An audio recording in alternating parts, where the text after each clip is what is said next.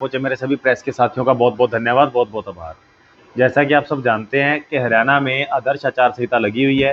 विधानसभा चुनाव आ चुके हैं, जिनकी डेट जरूर बदल दी गई है। पहले 1 तारीख थी, अब बदल के 5 कर दी गई है। परिणाम 8 को आने हैं।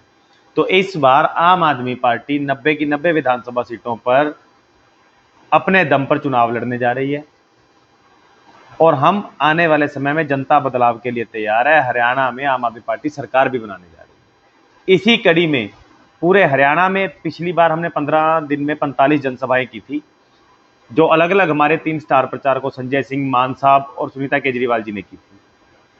अब उसी तरह से कल हमारी एक पानीपत में मीटिंग हुई थी ट्रेड विंग की, जो माननीय हमारे हरमन प्यारे मुख्यमंत्री भगवंत मान जी ने ली थी।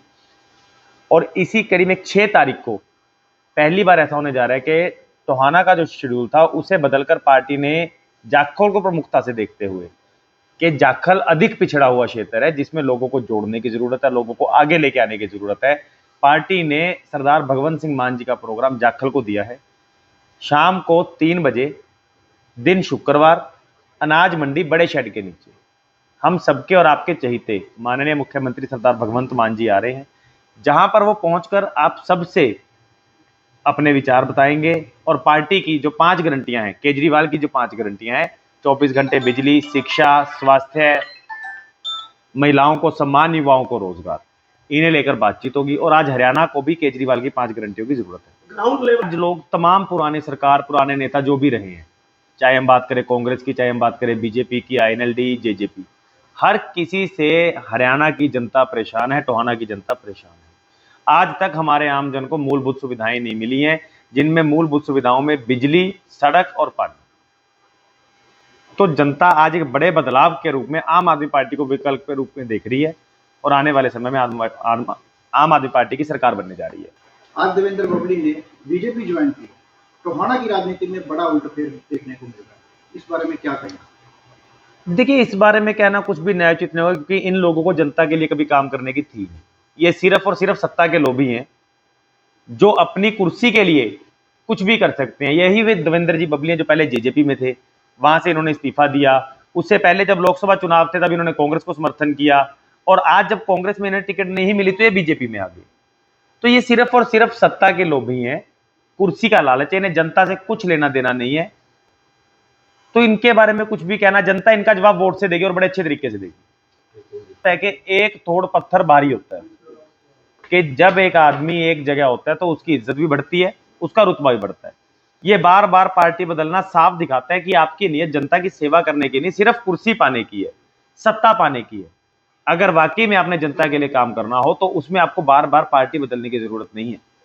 जैसे दल बदल में सब एक ही थाली के, मैं तो ये कहूंगा कि अगर ये सब विधायक रह चुके हैं, सबको जनता ने पूरा मौका दिया था अपने समय में। आज ये सारे बात करते हैं कि हम ये कार्य कर देंगे, हम वो कर देंगे, हम टोहाना में ये बड़ा बदलाव ले आएंगे।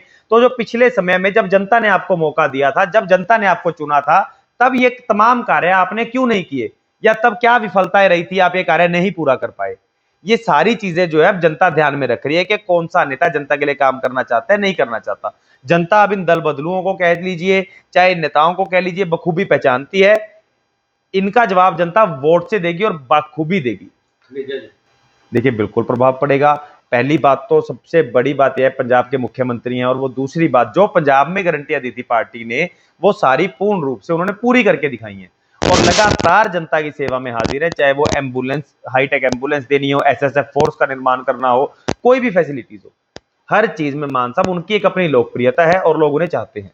मैं बात करूं टोहाना क्षेत्र की, टोहाना क्षेत्र में जाखल क्षेत्र की, जिसके लिए विशेष तौर से आपकी सभा हो रही है और जाखल को अति पिछड़ा समझ के ये सभा की जा रही है। तो क्या कोई जाखल के लिए विशेष पैकेज सरकार आने पे अनाउंस किया जाएगा? जाखल के लिए कोई रोड मैप बनाया है कि इस प्रकार से जाखल को प्रगति के पथ पर जाखल आज हमारा टोहाना क्षेत्र ही पिछड़ा हुआ है। हम उसमें ये कह सकते हैं कि जाखल थोड़ा ज्यादा पिछड़ा हुआ है, मगर ये नहीं कह सकते कि सिर्फ जाखल। अगर हम टोहाना की बात करें तो स्पेशल पैकेज की तो पूरे टोहाना को ही जरूरत है, चाहे वो सड़कों को लेकर हो, पानी को लेकर हो, यहाँ से कूड़े की समस्या को लेकर हो, कॉलेज को लेकर हो, बच्चों की पढ़ाई को लेकर हो, स्वास्थ्य को लेकर हो। आज पूरे टोहाना को एक स्पेशल पैकेज की जरूरत है, जिसमें जाखल थोड़ा अति पिछड़ा जरूर कह सकते हैं, मगर जाखल, टोहाना या हमारे क्षेत्र में पूरे को एक स्पेशल पैकेज की जरूरत है। एक बहुत बड़ी मांग बरसों से चली आ रही है, तो घग्गर के अंदर एक बड़ा गंदा पानी जो है वो बह रहा है, और यहाँ नीचे से जो फसल होती है, कैंसर के मरीज दिन प्रतिदिन बढ़ते हैं। क्या घग्गर के इस गंदे पानी को वाटर ट्रीटमेंट के प्लांट के द्वारा या किसी और कोई प्लांट माइंड के अंदर है? इस पे देखिए, काम किया इस जाएगा? मामले में इसके लिए मेरा जो आप कह सकते हैं कि कद भी कह लीजिए या सोच कह लीजिए बहुत छोटे, क्योंकि घग्गर कोई एक छोटी नदी या नाला नहीं है। वो पूर्ण रूप से पंचकुला के पास से चलती है और राजस्थान तक जाती है। उसको आप ट्रीटमेंट प्लांट लगाना, उसके लिए उसको पानी को ट्रीट करना नामुमकिन सी बात नजर आती है। उसके लिए हमें क्या करना होगा, फैक्ट्रीज का जो गंदा पानी उसमें जाता है उसे हम रोक सकते हैं डालने से। और सबसे बड़ी बात, घग्गर की जब आपने बात की, तो हमारे क्षेत्र को नाली का क्षेत्र कहा जाता है घग्गर की वजह से। आए साल इसमें बाढ़ का खतरा उत्पन्न होता है, पानी कहीं ना कहीं लेवल बढ़ता है तो लोगों को खतरा महसूस होता है। इसके लिए समाधान जरूर किया जाएगा, जैसे पंजाब में किया गया है कि यहाँ के बांध को चौड़ा किया जाएगा और लोगों को सुविधा दी जाएगी कि लोगों को डर खत्म करना है लोगों का एक घग्गर से। और नाली का क्षेत्र है तो यानी उपजाऊ क्षेत्र बनाना है और इसे आगे बढ़ता हुआ क्षेत्र बनाना है। आपने नाले ने पैसों से काम किया है, आज तक सरकार ने एक भी रुपए का काम यहाँ पर नहीं करवाया, चाहे वो कोई सरकार है। आज तक इसको जाखल क्षेत्र को या टोहाना क्षेत्र को अपने भरोसे, राम भरोसे छोड़ा हुआ था, जबकि पंजाब में मान सरकार ने आते ही उन सबको चौड़ा करने का काम किया और यह स्थिति स्पष्ट की थी कि जो पिछली बार बाढ़ आई थी वो प्राकृतिक आपदा थी। अगर इसके अगली बार बाढ़ आती है तो वो प्राकृतिक नहीं, वो सरकार की गलती होगी, क्योंकि सरकार को पता था पानी का उद्गम स्थल कहाँ है, पानी कहां से निकलेगा, कहां को जाएगा। भगवंत सिंह मान जी जो आ रहे हैं पहले ही बहुत पड़ चुका है। जो दल बदलू नेता हैं या जो भी हम कह सकते हैं हमारे यहाँ पे सत्ताधारी लोग हैं, इनसे जनता परेशान है और जनता इन्हें बखूबी जवाब देगी, वोट से जवाब देगी। और मान साहब के आने से बिल्कुल फर्क पड़ेगा, पार्टी और भी मजबूत होकर आगे बढ़ेगी। Thank you. विधानसभा में आपकी पार्टी क्या मजबूत स्थिति में है, जनता बदलाव चाहती है। और जो हमारा अभी बिजली रजिस्ट्रेशन चल रहा है जिसमें हमने केजरीवाल